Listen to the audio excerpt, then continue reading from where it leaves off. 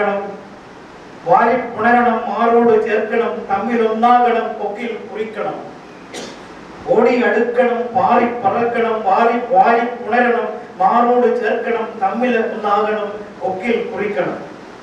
ആ ശബ്ദ ആവർത്തനങ്ങൾ അനുപ്രാസം എന്ന് എനിക്ക് തോന്നുന്നു, അനുപ്രാസം എന്നാണ് പറയുക എന്ന് തോന്നുന്നു. എനിക്ക് കവിതയുടെ മലയാളത്തിലുള്ള ഈ അലിട്രേഷൻ എന്ന് പറയുന്ന തരത്തിൽ ഓടി അടുക്കണം, പാറി പറക്കണം, വാരി പുണരണം, മാറോട് ചേർക്കണം, തമ്മിൽ ഒന്നാകണം, കൊക്കിൽ കുറിക്കണം എന്ന് പറയുന്ന ആ ശബ്ദ ആവർത്തനങ്ങളിലൂടെ നമ്മുടെ മനസ്സിലേക്ക് എത്തിച്ചേർക്കുന്ന മറ്റൊരു രാഗം ഈ രാഗധ്വനിയിൽ നമുക്ക് ലഭിക്കും. അതുപോലെ തന്നെ മറ്റൊരിടത്തും രാപ്പക്ഷിയെ കുറിച്ച് പാടുമ്പോൾ പതിരാപ്പക്ഷി ഒരിക്കൽ കൂടി പാടൂ എന്ന് പറയുമ്പോൾ പകൽ പക്ഷിയായിട്ട് ഈ കടവത്ത് വന്നാട്ടെ ഞാനുണ്ട് ഒരു വേഴാമ്പൽ പോലെ എന്ന് പറയുകയാണ് വേറൊരു കവിത. രണ്ടാമത്തെ കവിതയാകുമ്പോൾ ഞാൻ വളരെ സുദീർഘമായി പറയുന്നില്ല. പിരിയുവാനായി എന്നുള്ളത് എനിക്ക് തോന്നുന്നത് ആത്മകഥാപരമായ ഒരു കവിതയാണെന്ന്. വിരഹത്തിന്റെ കടവന്റെ വേർപാടുണ്ടാക്കുന്ന ദുഃഖങ്ങളും ദുരന്തങ്ങളും എപ്പോഴും തൻ്റെ കൂടെ ഉണ്ടായിരുന്ന ഒരാൾ പെട്ടെന്ന് അപകടത്തിലേക്ക് പോകുമ്പോൾ കൂടെ ഇല്ലാതിരിക്കുന്ന ആ കുറ്റബോധം, എന്നും കരുതലായി കൂടെ നടന്നപ്പോൾ അത് നീ എന്തോ എന്നെ തട്ടിമാറ്റി കൂടെ ഞാനുണ്ടെന്ന് കരുതിയെങ്കിൽ കരുതലായി നീ നടന്നിരുന്നേനെ. ഞാൻ നിന്റെ കൂടെ ഉണ്ടായിരുന്നെങ്കിൽ, ഒരു കരുതലായി നീ നടന്നിരുന്നേനെ, ഞാൻ ഉണ്ടായിരുന്നെങ്കിൽ ഈ അപകടം ഉണ്ടാകുമായിരുന്നില്ല എന്ന വേദനാജനകമായ എന്തിന് മത്സരിച്ചോടി എതിരെ വന്ന വണ്ടി ജീവൻ തട്ടിയെടുത്ത ആ എന്തിന് നീ തിരക്ക് കൂട്ടി, എന്തിന് നീ തിരക്ക് കൂട്ടി, ദാലിച്ചരടിലെ വെണ്മ മങ്ങുവാൻ നാളുകൾ ഒത്തിരി പോലും നീ കാത്തില്ല. അതിനേക്കാളും ദുരന്തം, ഒരു വൈദവ്യം സംഭവിക്കുമ്പോഴുണ്ടാകുന്ന ദുരന്തം ബന്ധുക്കൾ ആഘോഷിക്കുന്നു എന്നുള്ളതാണ്. ബന്ധുക്കൾക്ക് ഈ വിലയത്തേക്കാൾ ഇതൊരു ശാപമാണ്, ഇവിടെ ഒരു ശാപമാണ്. അവരുടെ ഭർത്താവിന്റെ കണവന്റെ ബന്ധുക്കൾക്ക് ഉണ്ടാകുന്ന അവരുണ്ടാക്കുന്ന ദുരന്തം. അവർക്ക് പെട്ടെന്ന് വേണ്ടത് താലിച്ചരട് മുറിക്കണം, കുങ്കുമം മറിക്കണം, കുങ്കുമം മായ്ക്കാനും താലി അറുക്കാനും ബന്ധുക്കളൊക്കെയും കഴുകൻ കണ്ടുമായി പിന്നാലെ വന്ന് എത്തിയിട്ടുണ്ട്. ഒരു വൈദവ്യത്തിന്റെ ദുരന്തമാണ് അവിടെ കുറിക്കുന്നത്. അതുപോലെ തന്നെ തന്റെ സമൂഹത്തിൽ നമ്മുടെ തെരുവിലുള്ള ഒരുപാട് തെരുവ് സന്താനങ്ങളെ നമ്മൾ കാണുന്നു. ഈ തെരുവ് സന്താനങ്ങളെ ഒന്നുകിൽ നമ്മൾ വെറുപ്പോടെ നോക്കുന്നു, അല്ലെങ്കിൽ സഹതാപത്തോടെ എന്തെങ്കിലും അവർക്ക് എറിഞ്ഞു കൊടുക്കുന്നു. പക്ഷെ ഈ തെരുവ് സന്താനങ്ങൾ എങ്ങനെയാണ് ഉണ്ടായത് എന്ന് കവിയത്രി കാണുന്നത് വ്യത്യസ്തമായിട്ടാണ്. ഈ തെരുവ് സന്താനങ്ങൾ, തെരുവിന്റെ സന്താനങ്ങൾ എങ്ങനെ തെരുവിൽ എത്തിച്ചേരുന്നു എന്നുള്ളതാണ്. ആരോ ഉണ്ടാക്കിയ കുട്ടികൾ, ആരുടെയോ ഗർഭപാത്രത്തിൽ, അത് ആരുടെയോ കാമത്തിൻ വിശപ്പിൽ ഏതോ പെണ്ണിന്റെ മടിക്കുത്തടിച്ച് ആരെയോ ഭുജിച്ച് ഗർഭപാത്രം ആരോ സ്വർഗത്തിൽ നിർവൃതിയിൽ ലയിച്ച നേരം നഗരത്തിൽ എച്ചിലായിത്തീർന്നു. വളരെ വല്ലാത്തൊരു മെറ്റഫറാണിത്. അത് ആരുടെയോ കാമത്തിൻ വിശപ്പിൽ, ഒരു വിശപ്പ്, ഒരു ഗർഭപാത്രം പെണ്ണിന്റെ മടിക്കുത്തഴിച്ച്, ആ മടിക്കുത്തഴിച്ച് ഉണ്ടാകുന്ന അവിടെ ഗർഭപാത്രം ആരെയോ ഭുജിക്കുന്നു. എന്നിട്ട് ആർക്കോ ഒരു സ്വർഗാനുഭവം ഉണ്ടാകുമ്പോൾ അതിലുണ്ടാകുന്ന സന്താനം അത് എച്ചിലായിത്തീരുന്ന സന്താനമായിത്തീരുന്നു. ഒരു കാമം അവസാനിപ്പിക്കാൻ വേണ്ടി തെരുവിൽ നടക്കുന്ന ഏതെങ്കിലും ഒരു ബലാത്സംഗത്തിലൂടെ ജനിക്കുന്ന ഒരു കുട്ടി, അതിന് അച്ഛനില്ല, അമ്മയുണ്ട്, അച്ഛൻ ആരാന്നറിയാത്ത ആ തെരുവിന്റെ ഒരു സന്താനമായി മാറിത്തരുന്ന ആ ദുരന്തം അത് വർണ്ണിക്കുന്നത് ഇങ്ങനെയാണ്. അതുപോലെ മറ്റൊരു നമ്മുടെ ചുറ്റും നടക്കുന്ന കൊലപാതകങ്ങൾ, രാഷ്ട്രീയ കൊലപാതകങ്ങൾ, മതത്തിന്റെ പേരിൽ നടക്കുന്ന കൊലപാതകങ്ങൾ, ഈ എന്തിനീ പാതകം എന്നൊരു കവിതയിൽ അറുകലുകൾക്കെതിരെ മുളച്ചു തീരാത്ത ചിറകുകൾ കാടന്മാരും വേടന്മാരും വെട്ടിനീക്കി കളയുക. അറുകൾക്കെതിരെ പറയുമ്പോൾ ചിറകുകൾ എരിയുന്നത് എന്തിനെ കാടന്മാരോടും വേടന്മാരോടും ചോദിക്കുന്നു. എന്നിട്ട് പറയുന്നത്, ഈ കൊല ചെയ്യപ്പെട്ട വ്യക്തി ഒരുപക്ഷെ ഒന്നും അറിയാതെ രാവിലെ വീണ്ടും കാണാമെന്ന് പറഞ്ഞ് പുറത്തുപോയ വ്യക്തി തിരിച്ചു വരാത്തപ്പോൾ കാലത്ത് കളിച്ചും ചിരിച്ചും പടിയിറങ്ങിയപ്പോൾ ഒരു കവി കാണുന്നത് ഇങ്ങനെയാണ് എന്നുള്ളതാണ്. കാലത്ത് കളിച്ചും ചിരിച്ചും പടി ഇറങ്ങിയപ്പോൾ പറയാൻ മറന്ന പലതും ഈ നെഞ്ചിലില്ലേ. തിരിച്ചു കയറി കെട്ടിപ്പിടിച്ച് കവിളിൽ മുത്തമിട്ട് പറയാൻ വെച്ച ബാക്കി കഥകൾ ഇനി ആര് കേൾക്കും? ഇനി എന്ത് കേൾക്കാം? ബാക്കി വെച്ച കഥയൊക്കെ വെടിയുണ്ടകൾ ചിരിച്ചു കാണും. അതാണ് എത്രയോ കഥകൾ പറയാൻ ബാക്കി വെച്ച കഥകൾ. ഈ ബാക്കി വെച്ച കഥകൾ എപ്പോൾ ആരോട് പറയും? ഇത് പറഞ്ഞപ്പോൾ എനിക്ക് പെട്ടെന്ന് ഓർമ്മ വന്നത് ഇംഗ്ലീഷിലെ കീറ്റ്സിന്റെ ഗ്രീഷ്യനാണ്. ഒരു കലശത്തിൽ, ഒരു ഗ്രീക്ക് മനോഹരമായ കലശ ശില്പത്തിൽ അതിൽ കൊത്തിവെച്ച ആലേഖനം ചെയ്യപ്പെട്ട ഒരു ബലിയുടെ ചിത്രം ഒരു ആൾത്താരയിൽ ഒരു പശുക്കുഞ്ഞിനെ അറക്കാൻ വേണ്ടി കൊണ്ടുവരികയാണ്. അവിടുത്തെ പ്രാദേശികമായ ഒരു ഉത്സവത്തിന്റെ ഭാഗമായിട്ടാണ് ഈ ബലി നടക്കുന്നത്. ഈ ബലിക്ക് വന്ന ഒരുപാട് ആളുകൾ അതിനെ ചുറ്റും നിന്നിരിക്കുകയാണ്. കവി പറയുന്നത്, ഈ ആളുകളൊക്കെ, ഈ ബലി കാണാൻ വന്ന ആളുകളൊക്കെ അവരുടെ ഗ്രാമത്തിൽ നിന്ന് ഒഴിഞ്ഞു വന്നിരിക്കുകയാണ്. അവരൊക്കെ ഇവിടെ ആരാധനം ചെയ്യപ്പെട്ടിരിക്കുകയാണല്ലോ. ആ ഗ്രാമത്തിൽ ഇനി ആര് ബാക്കിയുണ്ടാവും? അവരൊക്കെ ഇവിടെയല്ലേ ഉള്ളത്? അത് കവിയുടെ ഒരു പ്രത്യേകതയാണ്. അതുപോലെയാണ് ഇവിടെ മീനാക്ഷി പറയുന്നത്, ഇവിടെ കൊല ചെയ്യപ്പെട്ട ഈ വ്യക്തി തിരിച്ചു വന്ന് എന്തൊക്കെയോ കവിളിൽ ഉമ്മ വെച്ച്, തന്റെ പ്രിയതമയെ ഉമ്മ വെച്ചുകൊണ്ട് എന്തൊക്കെയോ പറയാൻ ബാക്കി വെച്ച കാര്യങ്ങൾ ഇനി ആരും പറയും? എപ്പോൾ പറയും? നമ്മുടെ ചുറ്റും നടക്കുന്ന കൊലപാതകത്തിന്റെ, പാതകങ്ങളുടെ ദുരന്തം അതിനും മനോഹരമായിട്ട് ആർക്ക് വിവരിക്കാൻ കഴിയും? അതേപോലെ തന്നെ മറ്റൊരു തരത്തിൽ ഈ തരത്തിലുള്ള വിരഹങ്ങളുടെ ഒരുപാട് കഥകൾ ഈ കവിതകളുടെ ആത്മാവിലൂടെ കാണുന്നു എന്നുള്ളതാണ് നമുക്ക്. അവിടെ അന്യദേശത്ത് കഴിയുന്ന തന്റെ പ്രിയതമനെ കുറിച്ചാണ് പറയുന്നത്. വരുമെന്ന് നീ പലകുറി പറഞ്ഞു, വരുമെന്ന് തന്നെ ഞാനും കരുതി, ആ കാത്തുനിൽപ്പിൽ ഞാനാകെ മയങ്ങി, എന്റെ വെട്ടം തരാത്തൊരു സൂര്യോദയം പോയത്. ഇപ്പൊ അന്യദേശത്ത് കഴിയുന്ന ഒരാളാണ്. അന്യദേശത്തിൽ മാറാപ്പ് ചുമന്ന് അന്യഭാഷയ്ക്ക് സ്തുതിയും പാടി അന്യനായി അവിടുത്തെ ദാസനായി ആവോളം അവിടെ നിലയുറപ്പിച്ചു. അന്യദേശത്തിൽ മാറാപ്പ് ചുമന്ന് അന്യഭാഷയ്ക്ക് സ്തുതിയും പാടി അന്യനായി അവിടുത്തെ ദാസനായി ആവോളം അവിടെ നിലയുറപ്പിച്ചു. ഇത് വായിച്ചപ്പോൾ എനിക്ക് എന്നെ തന്നെയാണ് കുറെ കാലം മറുദേശത്ത് താമസിച്ച് ഭാഷ മറന്നുപോയി, സ്വന്തം ഭാഷ മറന്നുപോയി,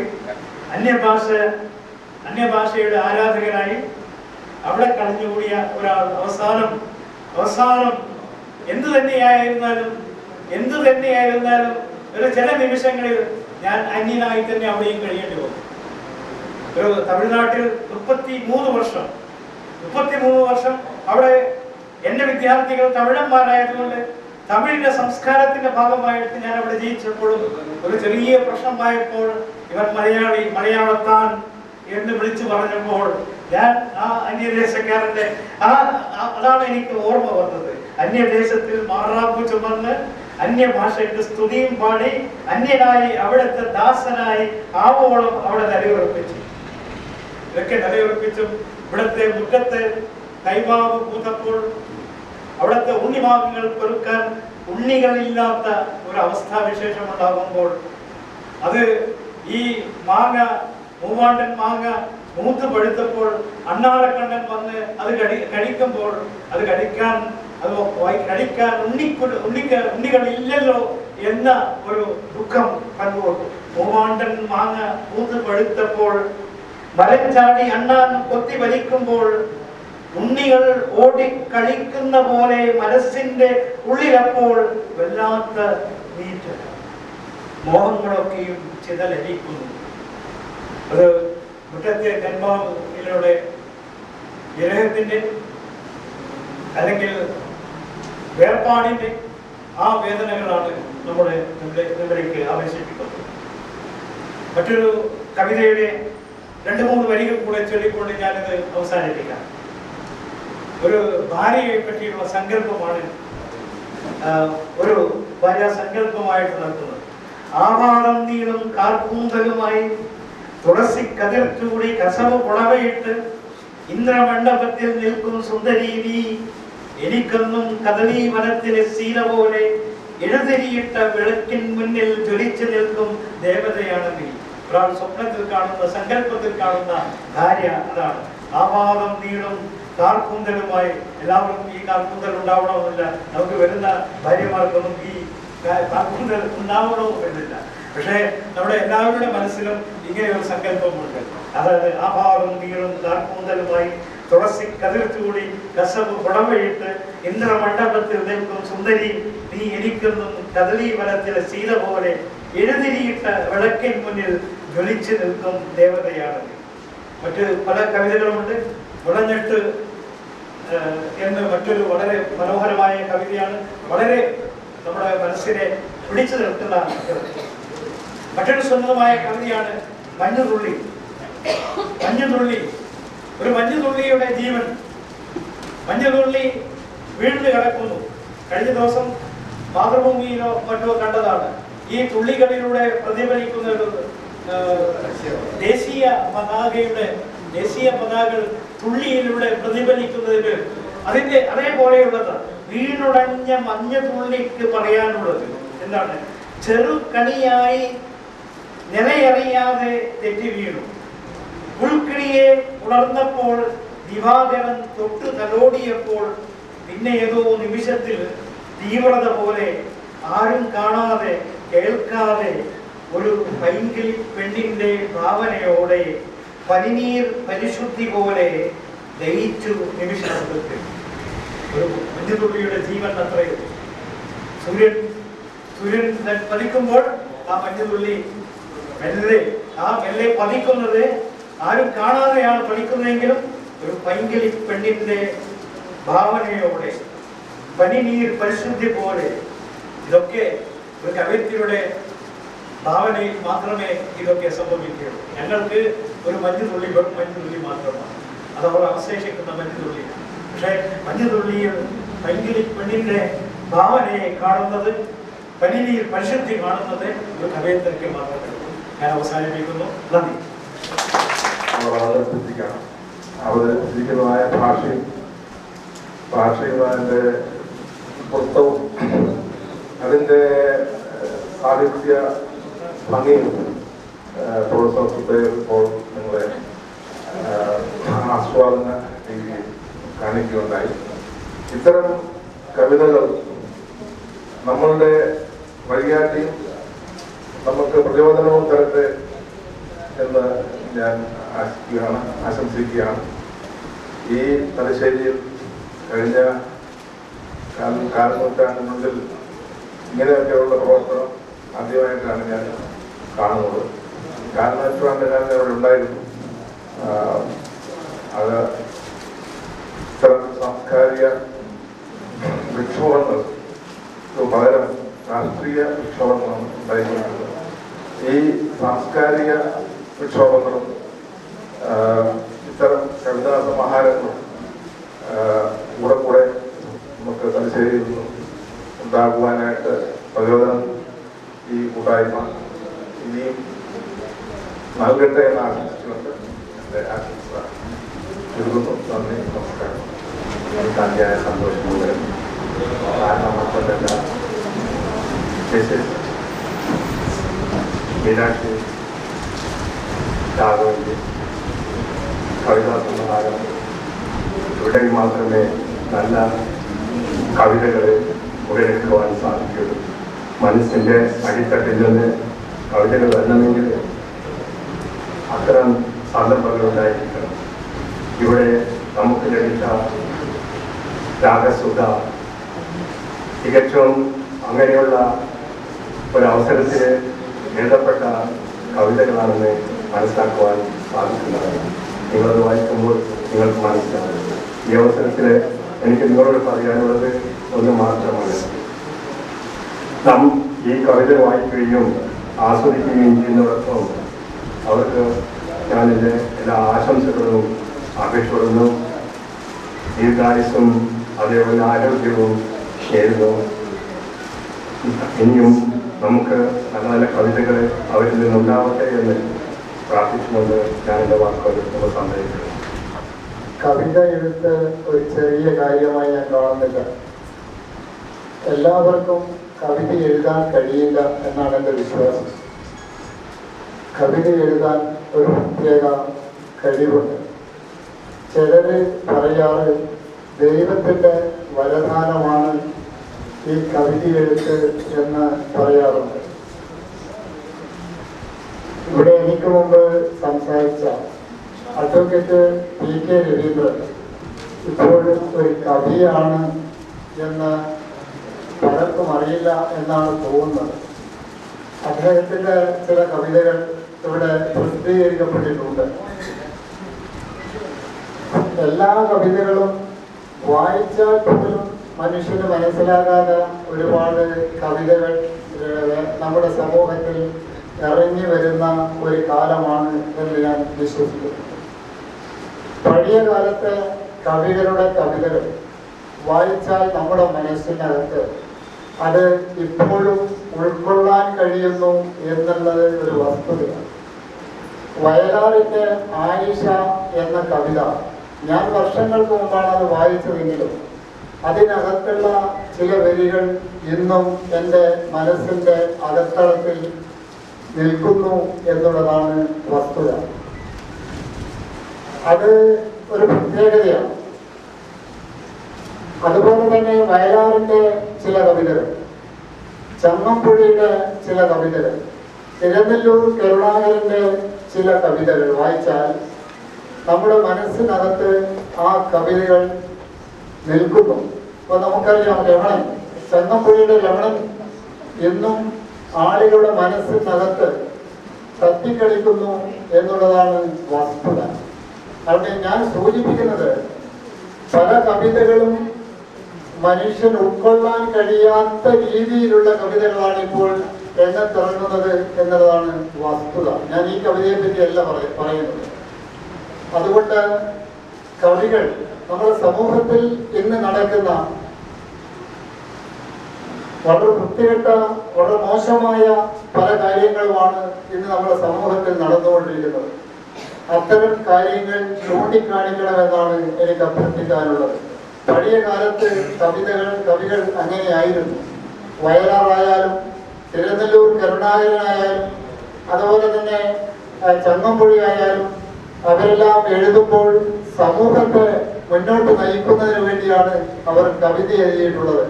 നമുക്കറിയാം ശ്രീനാരായണ ഗുരു, നമ്മുടെ സാമൂഹ്യ പരിഷ്കർത്താവ്, അദ്ദേഹം നല്ല ഒരു കവിയായിരുന്നു എന്ന് അദ്ദേഹത്തിൻ്റെ കവിത വായിച്ചാൽ നമുക്ക് മനസ്സിലാക്കാൻ സാധിക്കും.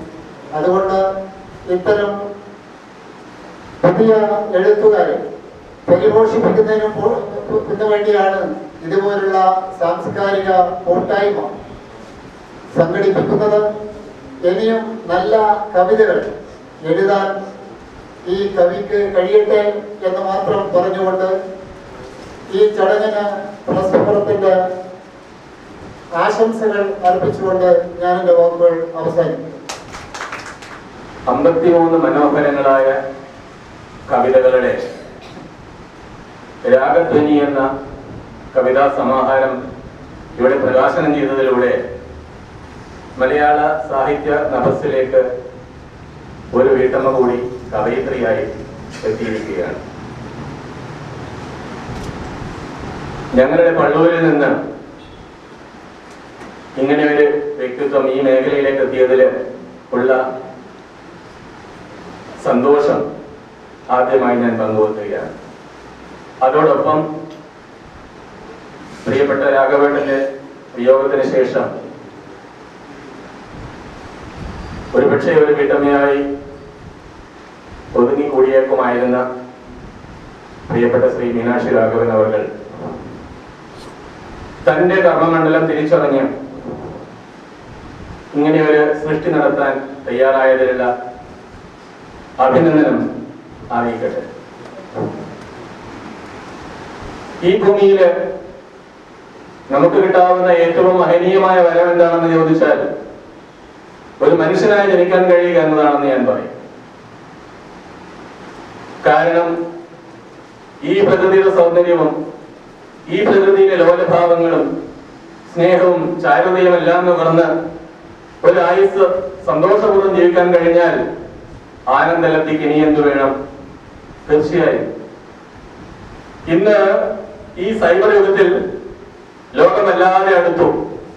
ഇംഗ്ലണ്ട് ആയാലും അമേരിക്ക ആയാലും ഇന്ത്യ ആയാലും നിമിഷാർദ്ധം കൊണ്ട് പരസ്പരം ബന്ധപ്പെടാം. പക്ഷേ വിനോദാഭാസം എന്ന് പറയട്ടെ, മനുഷ്യൻ വല്ലാതെ അകന്നു. ലോകമെടുത്തു, പക്ഷെ മനുഷ്യ ഹൃദയങ്ങൾ, മനുഷ്യ മനസ്സുകൾ വല്ലാതെ അകന്നു. ഈ അകൽച്ചക്ക്, ഈ മൂല്യച്യുതിക്ക്, ഈ ഒരു പരിതാപകരമായ അവസ്ഥക്ക് കുറേയേറെ മാറ്റം വരുത്താൻ ഇത്തരം കവിതകൾ ജനിക്കേണ്ടിയിരിക്കുന്നു, കലാകാരന്മാർ പിറക്കേണ്ടിയിരിക്കുന്നു. വീട്ടിൽ ഒതുങ്ങിക്കൂടി തന്റെ കുടുംബവും മാത്രം നോക്കി കഴിയുമ്പോ സമൂഹത്തിന് കിട്ടിയേക്കാവുന്ന വലിയൊരു സമ്മാനമാണ് ഇല്ലാതാവുന്നത്. അക്കാര്യത്തിൽ മാതൃക കാണിച്ച ശ്രീമതി മീനാക്ഷി രാഘവൻ നേരത്തെ പറഞ്ഞതുപോലെ ഒരുപാട് അഭിനന്ദനം അർഹിക്കുന്നു. പൊതുപ്രവർത്തന രംഗത്ത് അവരെ എനിക്ക് നേരത്തെ പരിചയമുണ്ട്. എന്റെ വീട്ടിന് 3-4 പറമ്പ് അകലെയാണ് ശ്രീമതി മീനാക്ഷി രാഘവന്റെ വീട്. നന്നായിട്ട് അറിയാം, നല്ലൊരു മനസ്സിന്റെ ഉടമയാണ്. പക്ഷേ കവിത എഴുതുന്നു എന്നത് ഈ അടുത്ത കാലത്താണ് ഞാൻ മനസ്സിലാക്കിയത്. അത് മനസ്സിലാക്കിയത് എങ്ങനെയാണെന്ന് ചോദിച്ചാൽ ഫേസ്ബുക്കില് അവരുടെ വരികൾ ഞാൻ കാണാറുണ്ട്. കവിതയായിട്ട് വന്നില്ലെങ്കിലും ഫേസ്ബുക്കിൽ വളരെ മനോഹരങ്ങളായ വരികൾ മാതൃത്വത്തെ കുറിച്ചും വാത്സല്യത്തെ കുറിച്ചും പിതാവിനെ കുറിച്ചും ഒക്കെ ഏറെ ഞാൻ അത് കണ്ടിട്ടുണ്ട്. അപ്പോൾ ഞാൻ മനസ്സിൽ കരുതിയിരുന്നു, എന്തേ ഇവര് അറിയപ്പെടാതെ പോയത്? കാരണം അവരിലുള്ള ആ പ്രതിഭ ആ വാക്കുകളിൽ വളരെ വ്യക്തമായിരുന്നു. ഇന്ന് ഞാൻ നേരത്തെ പറഞ്ഞതുപോലെ വല്ലാതെ അകന്ന മനുഷ്യ മനസ്സുകൾ നമ്മുടെ ചുറ്റുപാടുമുള്ള അണുകുടുംബങ്ങളുടെ ആവിഷ്കാരത്തോടെയാണ് സംഭവിച്ചത്. ഈ കവിതയില് ബാല്യങ്ങളെ കുറിച്ച് പറയുന്നുണ്ട്, വാർദ്ധക്യത്തെ കുറിച്ച് പറയുന്നുണ്ട്, പ്രേമത്തെ കുറിച്ച് പറയുന്നുണ്ട്, വേഴാമ്പലിനെ കുറിച്ച് ഒക്കെ പറയുന്നുണ്ട്. അങ്ങനെ നോക്കുമ്പോ ജീവിതത്തിന്റെ വിവിധങ്ങളായ ഭാവങ്ങളുടെ നേരെ തിരിച്ചു വെച്ച കണ്ണാടിയായിട്ട് നമുക്ക് ഈ പുസ്തകത്തെ കാണാം. അഭിനന്ദനാർഹമായ ഒരു ദൗത്യമാണ് അവർ നിർവഹിച്ചിരിക്കുന്നത്. അവരെ പ്രോത്സാഹിപ്പിക്കാനായി തലശ്ശേരി കവിമണ്ഡലം കാണിച്ച ഈ ഒരു നല്ല മനസ്സ്, ഇത്തരം ആളുകൾക്ക് പ്രോത്സാഹനം കൊടുക്കാനായിട്ട് മുന്നോട്ട് വന്ന ഈ നല്ല മനസ്സിനെ നമുക്ക് ഈ സദസ്സിനെ സാക്ഷി നിർത്തി ഞാൻ അഭിനന്ദിക്കാൻ ആഗ്രഹിക്കുകയാണ്. കാരണം ഇന്നത്തെ ലോകത്ത് ഇന്നത്തെ കുട്ടികളുടെ ബാല്യങ്ങളെ കുറിച്ച് ചിന്തിച്ചാൽ ഗുരുക്കന്മാരെ ആദരിക്കാൻ മറന്നു പോകുന്ന, അച്ഛനമ്മമാരെ സ്നേഹിക്കാൻ മറന്നു പോകുന്ന, സഹോദരി സ്നേഹം കൈമോശം വന്നുകൊണ്ടിരിക്കുന്ന വല്ലാത്തൊരു ലോകത്താണ് നമ്മൾ കഴിഞ്ഞു പോകുന്നത്. വിദ്യാർത്ഥികളുമായി ഒരുപാട് അടുത്തിടപഴകാൻ എനിക്ക് അവസരം കിട്ടിയിട്ടുണ്ട്. ഞാൻ മനസ്സിലാക്കിയിട്ടുണ്ട് കാര്യങ്ങൾ. ഒന്നും വേണ്ട, നമ്മുടെ സാഹസിൽ നിന്ന് ഇപ്പൊ ഈ വേദിയിൽ വെച്ച് സമ്മാനങ്ങൾ കൊടുക്കുന്നതെന്നിരിക്കട്ടെ, കുട്ടികൾ വന്ന് സമ്മാനം വാങ്ങിക്കുന്ന രീതി ഒന്ന് നോക്കിയാൽ മതി. അവരിൽ വന്ന മാറ്റം, കുറെ കൊല്ലങ്ങൾ കൊണ്ട് മനുഷ്യ സമൂഹം എങ്ങോട്ടേക്കാണ് പോകുന്നത്, എന്തോ ഒന്ന് പിടിച്ചു വലിച്ചു കൊണ്ടുപോകുന്നത് പോലെയാണ് സമ്മാനം വാങ്ങി പോകുന്നത്. ആ ഒരു ആദരവ്, മനസ്സിന്റെ ആ ഒരു സ്നിഗ്ധമായ ഭാവം, ഭവ്യത, കുലീനത, ആ ലാളിത്യം, ഇതൊക്കെ കൈമോശം വരികയാണ്, ദിവസം പ്രതി കൈമോശം വരികയാണ്. ഇവിടെ നമ്മൾ പറയാറുണ്ട് നിർമ്മല ഭാവങ്ങള്, സ്ത്രീയുടെ ഭാവശുദ്ധിയെ പറ്റി പറയാറുണ്ട്, സമൂഹത്തിലെ നന്മകളെ കുറിച്ച് പറയാറുണ്ട്. എല്ലാം എത്ര പേർക്ക് നെഞ്ചത്ത് കൈവച്ച് പറയാൻ കഴിയുമെന്ന് നമ്മൾ സ്വയം ചോദിച്ചു നോക്കണം. നമ്മൾ കാണുന്ന കാര്യങ്ങള്, അച്ഛന്റെ പെരുമാറ്റം, അമ്മയുടെ പെരുമാറ്റം, സഹോദരന്റെ പെരുമാറ്റം, സഹോദരിയുടെ പെരുമാറ്റം, ഇതിനെല്ലാം തന്നെ ഒരു പരിഹാരം ഇന്ന് നമുക്ക് പറയാവുന്ന ഒരു കാര്യം, ഇത്തരത്തിലുള്ള കലാകാരന്മാരും കവികളും ഒക്കെ ഉദയം ചെയ്യുന്നതിലൂടെ മാത്രമേ ഈ സമൂഹത്തിന് മാറ്റിയെടുക്കാനായിട്ട് സാധിക്കുള്ളൂ. അത്തരം കഴിവുകളുള്ള ആളുകള് മറഞ്ഞിരിക്കുമ്പോൾ, മുന്നോട്ട് വരാതിരിക്കുമ്പോൾ ഈ സമൂഹത്തോട് ചെയ്യുന്ന വലിയൊരു പാതകമാണ് എന്നാണ് എന്റെ വ്യക്തിപരമായ അഭിപ്രായം. പാലിയേറ്റീവ് രംഗത്ത് ചെറിയ ചെറിയ പരിചയമുള്ള ഒരാളെന്ന നിലയിൽ ഞങ്ങൾ കണ്ടിട്ടുണ്ട്. വീടുകളിൽ ചെന്ന് നോക്കുമ്പോ സ്വന്തം മകളും മകളുടെ ഭർത്താവും തൊട്ടടുത്ത മുറിയിൽ സുഖമായി കഴിയുമ്പോ ഇപ്പുറത്തെ റൂമില് രോഗഗ്രസ്തയായിട്ട് കാലിലും കയ്യിലും ഉളുമ്പരിച്ച് കഴിഞ്ഞുകൂടുന്ന അമ്മയെ ഞങ്ങൾ കണ്ടിട്ടുണ്ട്. അത്തരം അമ്മയെ പരിചരിക്കുമ്പോ ഞങ്ങൾ ആലോചിച്ചു പോകാറുണ്ട്, എന്തേ സമൂഹം ഇങ്ങനെയായി പോയി. ഇതൊരു ചക്രമാണ്. ഇന്ന് യോഗത്തിന്റെ തീഷ്ണതയിൽ തുള്ളിച്ചാടുന്ന നമ്മള് അങ്ങോട്ട് അടുക്കുന്നത് വാർദ്ധക്യത്തിലേക്കാണ്. ഇതൊരു ചക്രമാണ്. ഈ ചക്രം തിരിഞ്ഞു വരുമ്പോ നമ്മൾ നാളെ അപ്പൂപ്പനാവും, മുത്തശ്ശിയാകും. നമ്മൾ ഇത്തരത്തില് നമ്മളോട് നമ്മുടെ കുട്ടികൾ പെരുമാറുമ്പോ എത്ര വേദന നമുക്ക് ഉണ്ടാകുമെന്ന് ചിന്തിക്കാൻ നമ്മൾ എന്തേ മറന്നു പോകുന്നു. ഇത്തരത്തിലുള്ള ലോലഭാവങ്ങൾ, മനസ്സിന്റെ സ്നേഹം എന്ന ലോലഭാവം കൈമോശം എന്തേ വന്നുപോയി എന്ന് ചിന്തിക്കാനുള്ള സമയം.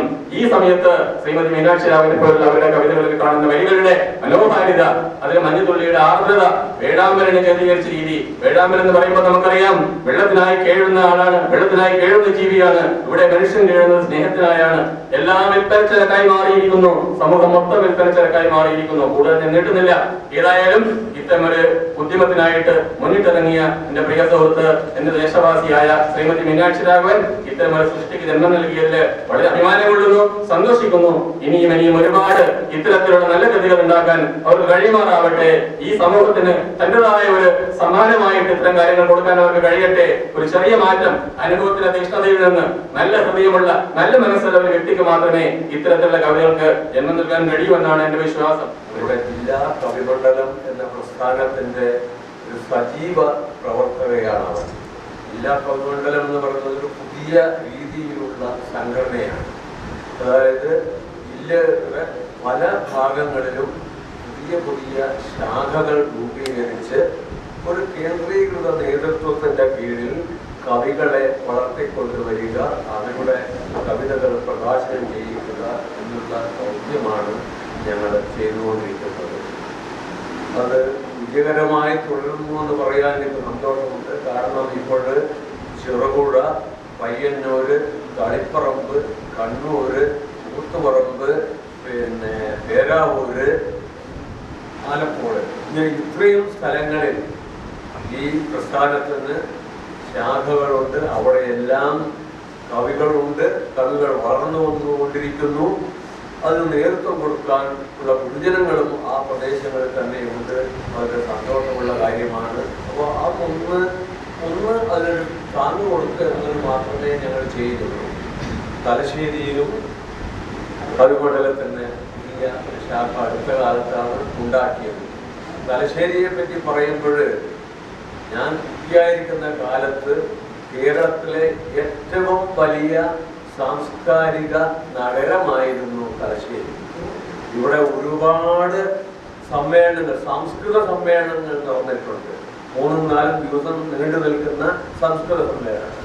ഓരപ്പൻ ഗുരുക്കള്, മാനം ഗുരുക്കള്, ചന്ദമുൻഷി, മാടാവി കുഞ്ഞാമൻ വൈദ്യർ, അതായത് സഞ്ജയന്റെ അച്ഛൻ സഞ്ജയനും KC നാരായണൻ നമ്പ്യാർ, ഇതുപോലെ പ്രഗത്ഭരായ ആളുകൾ ഇവിടെ എപ്പോഴും സമ്മേളനങ്ങൾ നടത്താറുണ്ടായിരുന്നു.